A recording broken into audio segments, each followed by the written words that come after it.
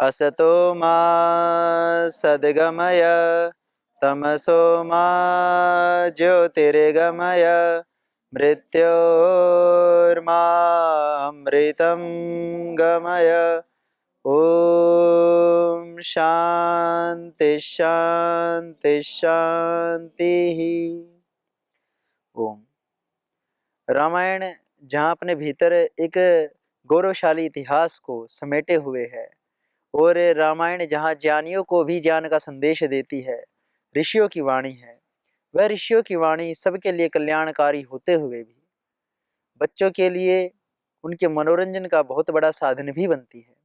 बच्चे रामायण की कहानियों को, हम भी जब छोटे थे तो रामायण की कथाओं को जब देखते थे तो बड़ा अच्छा लगता था, परंतु जो टीवी सीरियल पर हम रामायण देखते हैं उसमें कुछ घटनाएं वाल्मीकि रामायण की नहीं दर्शाई हुई हैं। तो उन अनसुनी घटनाओं को जब हम दूसरों को कहते हैं, सुनाते हैं बच्चों को, तो बड़ा उन्हें अच्छा लगता है।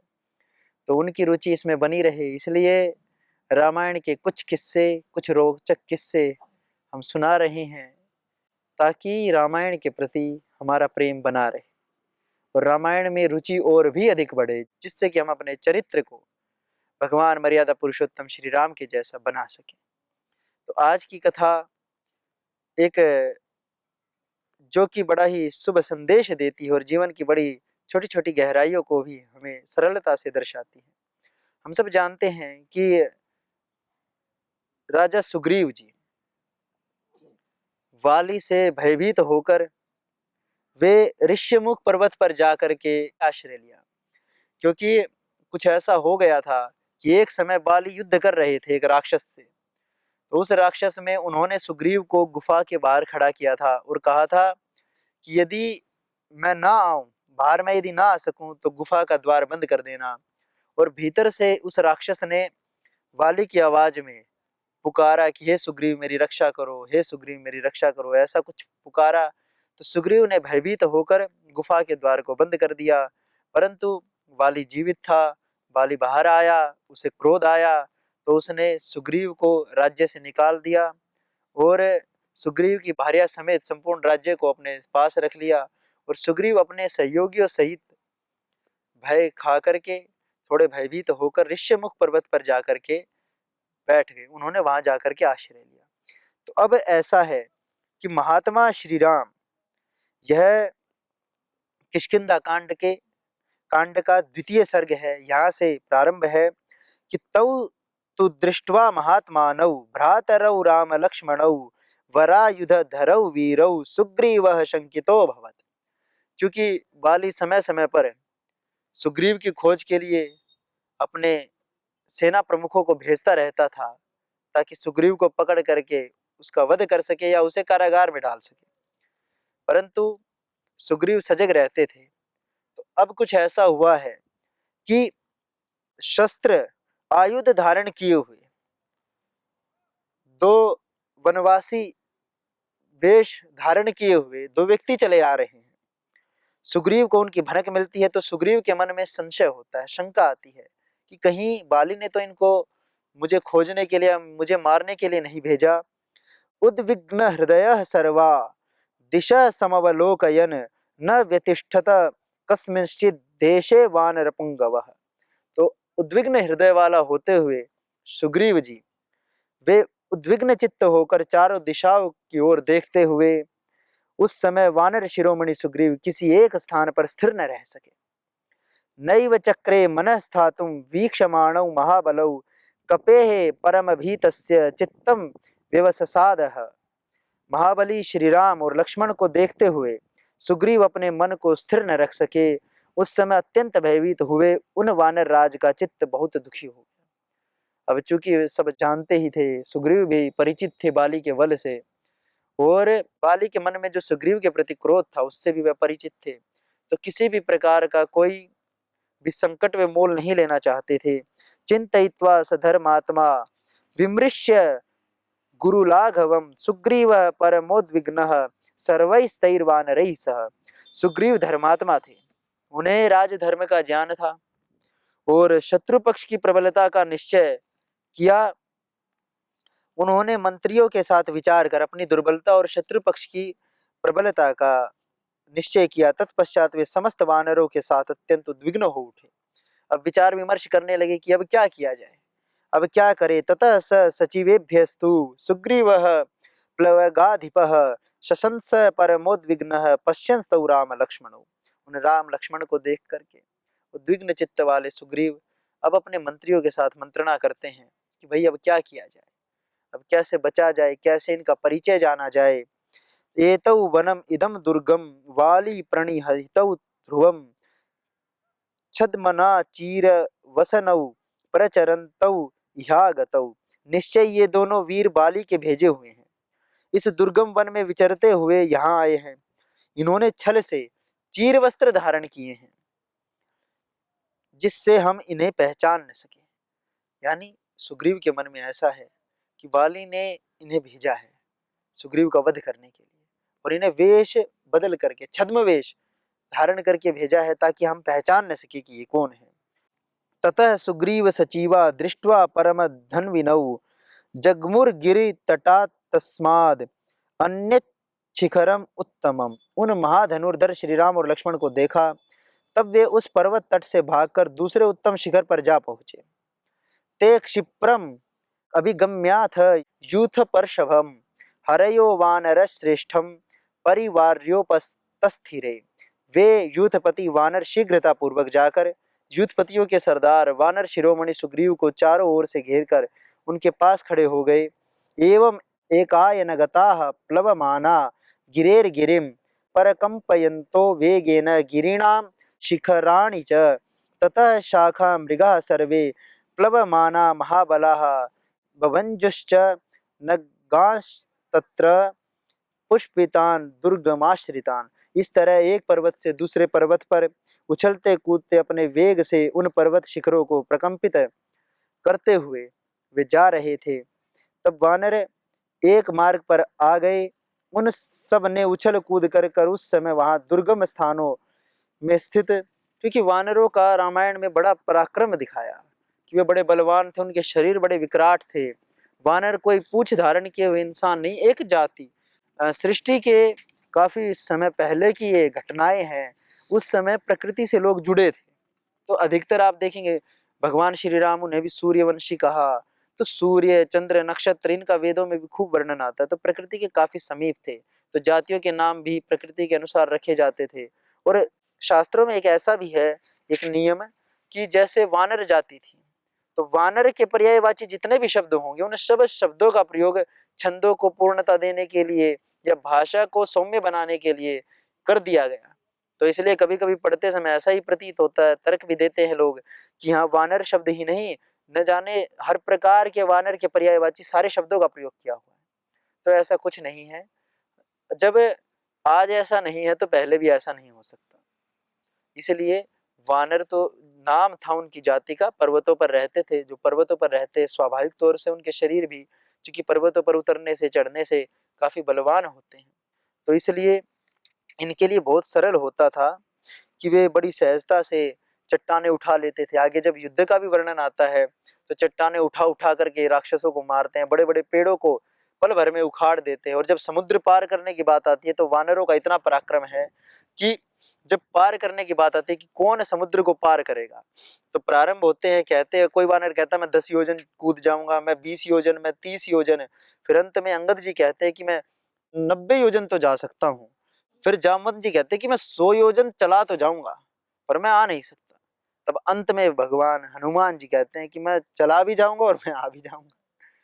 तो पराक्रम उनका बहुत अधिक था। अब उस सृष्टि में चूंकि आज वातावरण, अब हम कल्पना में भी हमें अजीब लगता है कि इतना पराक्रम कैसे हो सकता है, परंतु मानव के शरीर का भी बहुत अधिक सामर्थ्य है। यदि इस वातावरण में संतुलन रहे और व्यक्ति अपने आहार विचार पर, वाणी व्यवहार पर, स्वभाव को अपने को उचित रखे तो आज भी 100 वर्ष की आयु सरलता से स्वस्थ जीवन व्यतीत कर सकता है। तो उनका पराक्रम ऐसा ही था। श्रीमन्तौ। फिर आगे कहते हैं, ततः सुग्रीव सचिवा पर्वतेन्द्रे समाहिताः संगम्य कपिमुख्येन सर्वे प्राञ्जलयः स्थिताः। तब सुग्रीव को इस विकट स्थिति में देख करके उनके मंत्री, उनके सचिव, प्रमुख सब उनके पास आ गए। और ततस्तु भय संत्रस्तम वाली किल्बिष शंकितम उवाच हनुमान वाक्यम सुग्रीवम वाक्य कोविदः।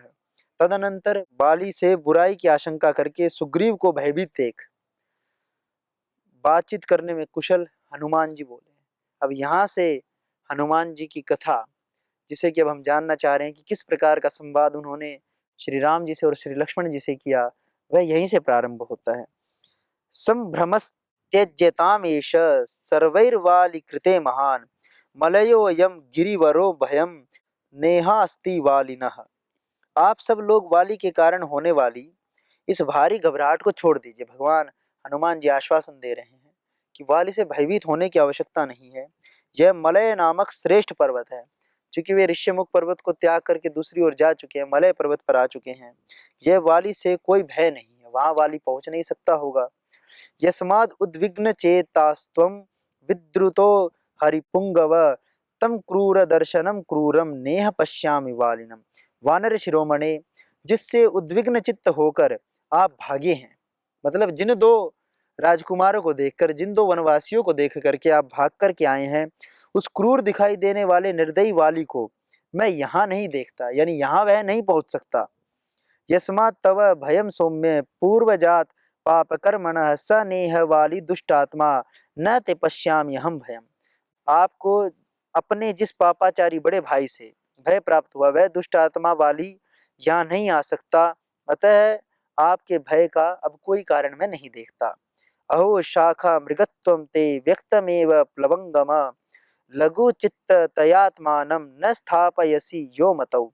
आश्चर्य है कि इस समय आपने अपनी वानरोचित चपलता को ही प्रकट किया, यानी आपको भय दिखाई दिया और आप तुरंत भाग खड़े हुए। आप, क्योंकि वाली से भय तो था ही सुग्रीव को, तो इसलिए वे तुरंत वहां से बिना सोचे समझे कि कौन है, वाली ने भेजा है कि नहीं भेजा है, बिना किसी परीक्षा के बस तुरंत वहां से निकल लिए। इसलिए आप अपने को विचार मार्ग पर स्थिर नहीं रख पाते। बुद्धि विज्ञान संपन्न इंगित सर्वमाचर नहीं अबुद्धिम गतो राजा सर्वभूतानि शास्ति।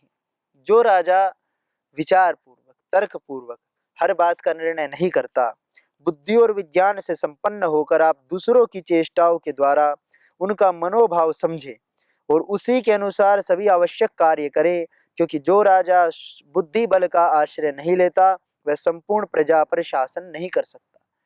तो इससे हमें यह भी प्रतीत होता है कि हनुमान जी न मात्र बलवान ही थे, अपितु वे अत्यंत प्रज्ञावान भी थे, अत्यंत विवेक भी रखते थे और बोलने में भी बड़े चतुर थे। सुग्रीवस्तु शुभम वाक्यम श्रुत्वा सर्वम हनुमतः। भगवान हनुमान का यह शुभ वाक्य सुन करके ततः शुभतरम वाक्यम हनुमंतम उवाचः। वचनों को सुनकर सुग्रीव ने उनसे बहुत ही उत्तम बात कही। दीर्घ बाहु विशालाक्षौ शरचापासी धारिणौ कस्य न स्याद भयम दृष्ट्वा येतौ सुरसुतोपमौ। कि हनुमान जी, बात तो आपकी ठीक है, परंतु इन दोनों वीरों की भुजाएं लंबी लंबी, नेत्र बड़े बड़े और ये धनुष बाण और तलवार धारण किए हुए देव कुमारों के समान शोभा पा रहे, इन दोनों को देखकर किसके मन में भय का संचार नहीं हो जाएगा। क्योंकि मेरी हालत ही पहले से बुरी, एक तो मैं राजपाट छोड़ चुका हूँ, कितनी बार बाली ने मुझे परास्त किया है, कितनी बार उनके भय से मैं अपने प्राणों को बचा करके भागा हूं, तो मेरे जैसे को तो भय आना स्वाभाविक था। वाली प्रणिहितौ एव शंके हम पुरुषोत्तमौ राजानो बहुमित्राश्च विश्वासो नात्र हि क्षमः। मेरे मन में संदेह है कि ये दोनों श्रेष्ठ पुरुष बाली के ही भेजे हुए हैं, क्योंकि राजाओं के बहुत से मित्र होते हैं, अतः उन पर विश्वास करना उचित नहीं है। क्योंकि राजा है तो राजा के दूर दूर तक मित्र हो सकते हैं, हो सकता है कोई दूर के उनके मित्र हो। ये वानरों जैसे दिखाई तो नहीं दे रहे, इनके शरीर वानरों जैसे नहीं है, सौम्य शरीर दिखाई दे रहे हैं, परंतु कहा नहीं जा सकता क्या स्थिति हो। कृत्येषु वाली मेधावी राजानो बहुदर्शिनः भवन्ति परहंतारास ते जेयाः प्राकृतैर्नरैः। वाली इन सब कार्यों में बड़ा कुशल भी है। वह जब अपने शत्रुओं से उसे बदला लेना हो तो वह अपने मित्र राजाओं का सहारा लेता है। वंचना के अनेक उपाय जानता है, इसलिए शत्रुओं का विध्वंस कर डालता है। ऐसे शत्रुभूत राजाओं को प्राकृत वेशभूषा वाले मनुष्यों द्वारा जानने का प्रयत्न करना चाहिए कि ये हैं कौन, या तो हम जान लें। तौ त्वया प्राकृतेनैव गत्वा जेयौ प्लवंगम इंगितानां प्रकारैश्च रूपव्याभाषणेन च। अतः कपिश्रेष्ठ, तुम भी एक साधारण पुरुष की भांति यहाँ से जाओ और उनकी चेष्टाओं से, रूप से तथा बातचीत के तौर तरीकों से उन दोनों का यथार्थ परिचय प्राप्त करो।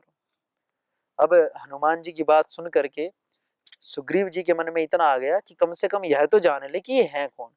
तो भगवान हनुमान जी बड़े चतुर हैं, रूप वेश बदल करके वे जाएंगे तो उन्हें कोई पहचान भी नहीं पाएगा। इसलिए भगवान हनुमान जी को यह बात कही, लक्षयस्व तयोर्भावं प्रहृष्ट मनसौ यदि विश्वासयन् प्रशंसाभिर इंगितैश्च पुनः पुनः। उनके मनोभावों को समझो, यदि वे प्रसन्नचित्त जान पड़े तो बारंबार मेरी प्रशंसा करके तथा मेरे अभिप्राय को सूचित करने वाली चेष्टाओं द्वारा मेरे प्रति उनका विश्वास उत्पन्न करो। अर्थात जब यदि वे शत्रु हैं, मेरी प्रशंसा करोगे तो वे कुछ ऐसे हाव भाव प्रतीत करेंगे जिससे हमें पता चल जाएगा कि वे हमारे शत्रु हैं। या प्रशंसा करके यदि उनका मन प्रसन्न होता है तो यह भी पता चल जाएगा कि हमारे मित्र हैं। तो इन सब बातों का निर्णय करो। ममैवाभिमुखं स्थित्वा पृच्छ त्वं हरिपुंगव प्रयोजनं प्रवेशस्य वनस्यास्य धनुर्धरौ। वानर शिरोमणे, तुम मेरी ही ओर मुंह करके खड़ा होना और उन धनुर्धर वीरों से इस वन में प्रवेश करने का कारण पूछना। शुद्धात्मानौ यदि त्वेतौ जानीहि त्वं प्लवंगम व्याभाषितैर्वा रूपैर्वा विज्ञेया दुष्टतानयोः। यदि उनका हृदय शुद्ध जान पड़े तो भी तरह तरह की बातों और आकृति के द्वारा यह जानने की विशेष चेष्टा करनी चाहिए कि वे दोनों कोई दुर्भावना लेकर तो यहाँ नहीं आए हैं जिससे कि हमारा अहित हो जाए। इत्येवं कपिराजेन संदिष्टो मारुतात्मजः चकार गमने बुद्धिम यत्र तौ राम लक्ष्मणौ। तो ऐसी विचार विमर्श करके फिर हनुमान जी तैयार हो जाते हैं उन दोनों कुमारों के समीप जाने के लिए। तथेति संपूज्य वचस्तु तस्य कपेः सुभीतस्य दुरासदस्य महानुभावो हनुमान ययौ तदा सयत्र रामो अतिबली स लक्ष्मणः।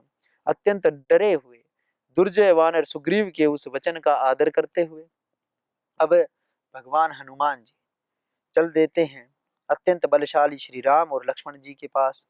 उस स्थान के लिए तत्काल चल दिए। फिर आगे अब देखिए, वचो विज्ञाय हनुमान सुग्रीवस्य महात्मनः पर्वतादृश्यमुका तु पुप्लुवे यत्र राघव। फिर ऋष्यमुख पर्वत से वे बढ़ते हैं राम और लक्ष्मण की ओर गमन करने के लिए, सुग्रीव की बातों का सम्मान करके। कपि रूपम परित्यज्य, अब कपि रूप को छोड़ दिया, कपि रूपम परित्यज्य, कपि रूप को छोड़ दिया, कपि रूप को छोड़ करके दूसरा वेश धारण कर लिया। हनुमान मारुत आत्मज। हनुमान जी कौन थे? मारुत के पुत्र, मारुत आत्मज। आत्मज अर्थात मारुत के आत्म स्वरूप थे। ठीक, मारुत से ही उत्पन्न थे। भिक्षु रूपम ततो भेजे शठ बुद्धि तया कपि। तो कपि ने अपनी चतुर बुद्धि से किसका रूप धारण किया? भिक्षु ब्राह्मण का। फिर ततश्च हनुमान वाचा श्लक्षणया सुमनोज्जया विनीतवद उपागम्य राघवो प्रणिपत्य च। तदनंतर हनुमान ने विनीत भाव से उन दोनों रघुवंशी वीरों के पास जाकर उन्हें प्रणाम करके मन को अत्यंत प्रिय लगने वाली मधुर वाणी में उनके साथ वार्तालाप प्रारंभ की। कि किसी के मनोभाव को जानना तो आवश्यक है कि उसके साथ कम से कम मधुर वाणी में तो हम बात करें। आबभाषे च तौ वीरौ यथावत् प्रशंस च असंपूज्य विधिवद वीरौ हनुमान वानरोत्तमः। उन दोनों वीरों ने भी हनुमान का भी विधिवत पूजन करके, चूंकि ब्राह्मण के रूप में थे, वानर शिरोमणि हनुमान ने पहले तो उन दोनों वीरों की यथोचित प्रशंसा की, फिर विधिवत उनका पूजन करके स्वच्छंद रूप से मधुर वाणी से कहा, वीरो उवाच काम तो वाक्यम मृदु सत्य पराक्रमौ राजर्षि देव प्रतिमौ तापसौ संशित व्रतौ। मुझे आप प्रतीत होते हो कि आप लोग तपस्वी हैं, आप लोग देव तुल्य आपके शरीर हैं, सत्य और पराक्रम आप लोगों के भीतर समाहित हैं। राजर्षि देव प्रतिमौ, राजर्षियों जैसे आप प्रतीत हो रहे हैं, देवों जैसी आपकी प्रतिमा है, तपस्वी हैं, संशित व्रतौ, ऐसा प्रतीत होता आपने सारे व्रतों का आचरण किया है। देशम कथम इमं प्राप्तौ भवन्तौ वरवर्णिनौ, आप लोग इस देश को किस आशा से, किस अभिलाषा से, क्या अभिलाषा मन में लेकर इस स्थान को आए। देश शब्द का मैंने अर्थ बताया था कि एक देश शब्द का अर्थ होता है राष्ट्र, यहाँ देश शब्द का अर्थ क्या आ रहा है, स्थान को आयो। त्रासयन्तो मृगगणानि मृगगणानन्यांश्च वनचारिणः, आप लोग मृग गणों को भयभीत करते हुए और अन्य वनचरों को भयभीत करते हुए किस प्रयोजन से आए हैं। पंपा तीर रुहान वृक्षान वीक्षमाणौ समन्ततः इमां नदीं शुभ जलां शोभयन्तौ तपस्विनौ धैर्यवन्तौ सुवर्णाभौ कौ युवां चीरवाससौ। एक एक शब्द से उनके गुण का वर्णन करते हुए कि आप लोग पंपा सरोवर के तटवर्ती वृक्षों को सब ओर से देखते और इन सुंदर जल वाली नदी सरीखी पंपा को सुशोभित करते हुए आप दोनों वेगशाली वीर कौन हैं तथा तपस्वी हैं, धैर्यवंतो, धैर्य धारण किए हुए हैं। आप लोगों के मुख से, मुखाकृति से ही प्रतीत होता है कि आप लोगों के भीतर धैर्य है। निश्वसंतौ वर भुजौ पीड़यन्तौ इमाः प्रजाः, आप अपने प्रभाव से इस वन के प्राणियों को पीड़ा दे रहे हैं। बताइए आपका क्या परिचय है, यानी आपका तेज और आपका पराक्रम, आपका रूप रंग ऐसा है कोई भी एक बार तो भय खा ही सकता है। सिंह विप्रेक्षितौ वीरौ महाबल पराक्रमौ शक्रचाप निभे चापे गृहीत्वा शत्रुनाशनौ, आप लोगों ने शर चाप भी धारण किया, शर अर्थात बाण, चाप अर्थात धनुष, यह भी आपने धारण किया। श्रीमंत रूप संपन्न, आप लोग रूप संपन्न भी है, ऐश्वर्य संपन्न भी है। वृषभ श्रेष्ठ विक्रमौ हस्ति हस्तोपम भुजौ द्युतिमन्तौ नरर्षभौ, तो इस प्रकार उनके गुणों का बखान करते हुए निरंतर बहुत सारे यहाँ श्लोकों से बार बार इमे च धनुषी चित्रे श्लक्षणे चित्रानुलेपने प्रकाशते थेन्द्रस्य वज्रे हेम भूषिते, आपके दोनों धनुष विचित्र चिकने एवं अद्भुत अनुलेपन से विचित्र हैं। एक एक भगवान के गुण का, उनके शस्त्रों का बड़ी सुंदरता से काफी श्लोकों तक वर्णन करते हुए निरंतर कहे ही जा रहे हैं। इस प्रकार बार बार पूछते हुए फिर अंत में हनुमान जी कह रहे हैं एवं माम परिभाषन्तम कस्माद् वै नाभिभाषतः, ये प्रभु मेरे बार बार पूछने पर भी आप लोग बोल क्यों नहीं रहे हैं। सुग्रीवो नाम धर्मात्मा कश्चिद वानर पुंगवः, एक सुग्रीव नाम के धर्मात्मा है, वे वानर शिरोमणि हैं, वे वानरों के राजा हैं।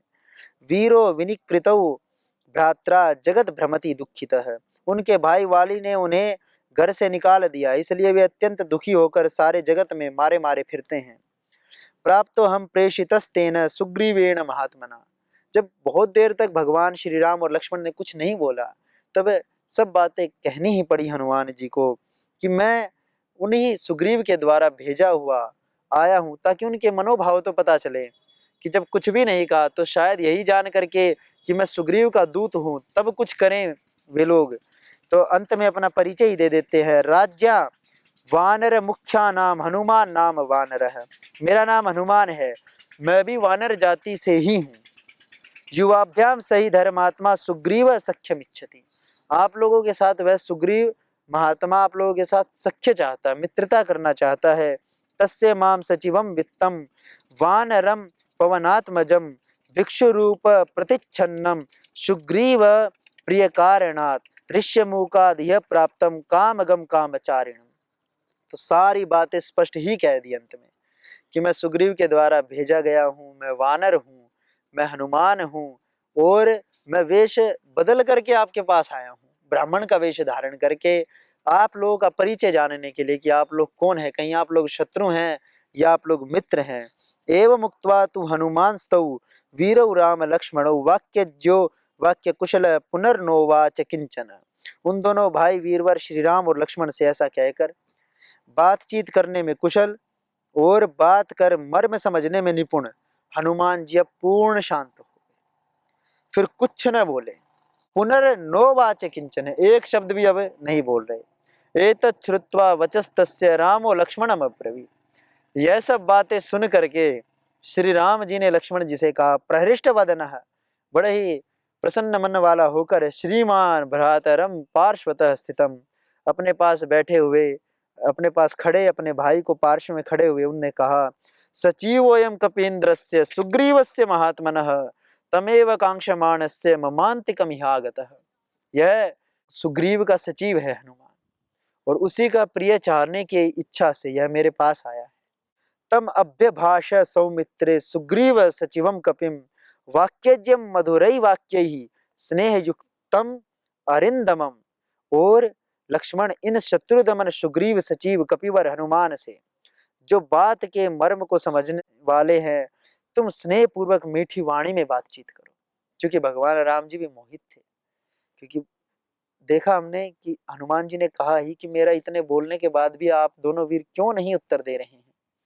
तो कहीं ना कहीं भगवान श्री राम हनुमान जी की वाणी को सुन करके अत्यंत मुग्ध थे, प्रसन्न चित्त थे, कि बड़े मधुर बोल रहे हैं, उन्हें सुनना ही चाहते थे, इसलिए कदाचित शांत थे। और आगे क्या भगवान श्री राम हनुमान जी के बारे में, उनके चरित्र के बारे में वर्णन करते हैं, इसे हम कल जानेंगे। आज यहीं विराम लेते हैं। ओम नमः परम ऋषिभ्यो, नमः परम ऋषिभ्यः।